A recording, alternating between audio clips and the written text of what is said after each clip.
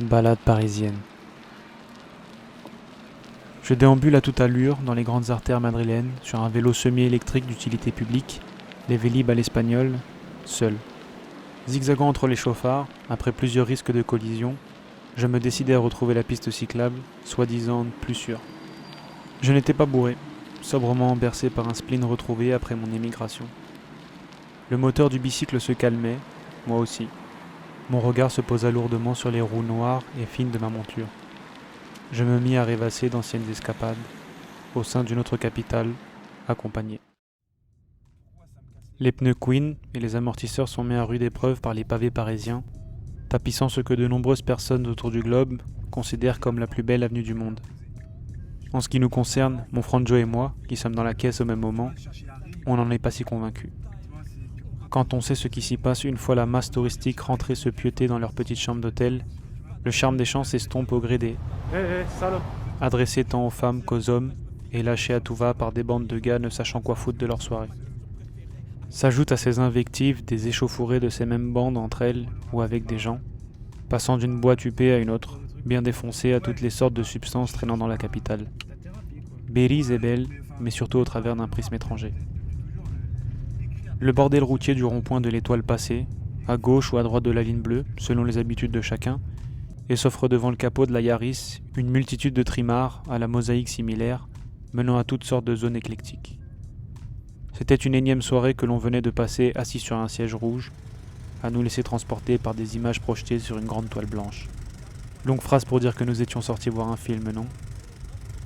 Je ne sais quel genre de movie l'on venait de se farcir, coréen, français, ou peut-être un blockbuster américain. Ce dont j'étais sûr, c'était de quelle salle nous sortions. UGC La Défense, carte bleue avec photo de l'abonné, entrée illimitée pour une personne. C'était en quelque sorte notre rituel du mercredi. Une bonne virée cinéma pour nous retrouver. Putain, mais quel fils de...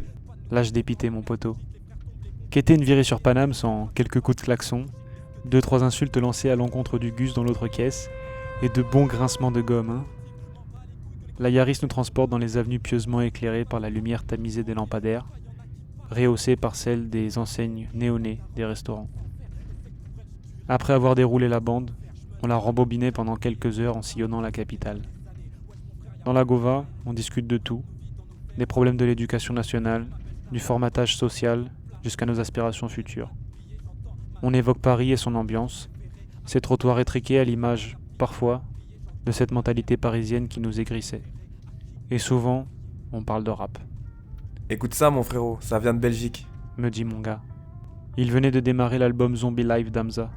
Première fois que j'écoute ce type. Et, pour dire vrai, ça transpire si abondamment le style américain que je ne le prends pas sérieusement. Vas-y, rigole, tu vas voir. Il va péter dans pas longtemps. Me lance-t-il. À cet instant, la scène rap belge commençait à prendre vraiment de la place, du moins pour ce que j'en savais. Damso venait de cracher du sale, et en retour, toute la société bien normée s'était mise à cracher et à fulminer contre lui. L'ignorance collective. De mon côté, j'étais encore traumatisé par l'album Feu, de notre poète du 15e, et là, je découvre ce type, plutôt excentrique, qui m'ondoie frénétiquement au rythme des BPM, mais dont les paroles collent pas trop à mon moi du moment. Aucune idée de comment réagir. J'aime bien, vraiment j'aime bien frérot, c'est vraiment ricain là ton truc. Laissai-je couler quelques secondes. Après, tu me connais hein. Moi c'est Nekfeu. Voilà, je me devais de toujours gâcher des écoutes en m'entêtant sur des archétypes que j'érigeais en moi. Ah mais frère, c'est bon, arrête de tout vouloir comparer à Nekfeu. Il y a de la place pour tout le monde dans le rap actuel. Chaque nouvel arrivant, on doit l'accueillir les bras ouverts. Je dis pas qu'on est obligé d'écouter et d'apprécier l'art de chacun, mais on doit au minimum les accepter sur la photo de famille. Est-ce que tu captes ? Je sais mon gars, je sais, ça va. Et moi je suis amateur de poésie poétique, que veux-tu ? Lançai-je un peu railleur. Poésie ? Tu oses le mot ? Réagit-il surpris. Bien sûr, faut dire les choses telles qu'elles sont, faut pas flipper. Je suis pas chroniqueur chez Ruquier, moi. Hein. J'annonce tout haut ce qui me plaît. On se mit à rigoler et à parlementer sur le jugement que pourvoit la société française sur le rap. On en vint très vite à élargir notre champ de réflexion à toutes les thématiques sociétales. Toujours ces mêmes cases incassables. Toujours ces mêmes problèmes avec les inclassables. Impossible de percevoir la tristesse émanant de nos paroles, de nos rires, oui, peut-être. Par magie, Il vous était donné d'être avec nous, dans la caisse. Et pourtant, lui et moi étions brisés. Les deux par des managements poussiéreux du XXe siècle. Les deux par une désillusion vis-à-vis du monde nous entourant. J'imagine que ce devait être le voile de l'enfance qui se barrait. C'était dur à concéder, même pour nous, que cette ville qui resplendissait le soir, avec sa tour de métal, faisant oublier au monde toute la misère survivant à ses pieds, pouvait, l'espace d'un silence, les yeux fixant ses réverbères blafards, nous désabuser à ce point. On était lassés de cette vie, parisienne.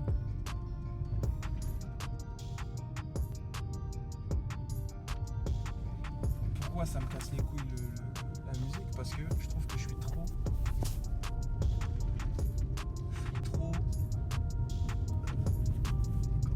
bridé. Non, je dis Que toi, ça t'a cramé, ça t'a ouais, brisé. qui m'a cassé les couilles un petit peu. Je te dis franchement, avec la musique, c'est la forme qui m'est imposée. Je trouve que la forme, elle te restreint. Tu vois, chercher la rime, tu vois, c'est du coup quand t'as envie de dire des trucs, tu dois chercher la rime, donc tu vas faire des concessions sur des trucs, tu vois. Si la rime elle vient pas tout de suite, ça doit prendre beaucoup plus de temps. Un truc que tu veux sortir le truc, tu veux dire ça, parce que moi c'est plus c'est cathartique, tu vois. Pour moi le rap c'est pas dire des trucs pour dire de la merde. ouais, c'est pas, tu vois, je cherche pas Ta thérapie, quoi. ouais, mais enfin même pas le rap, depuis toujours écrire des que trucs c'est ma thérapie, tu vois. Et enfin je pense que ça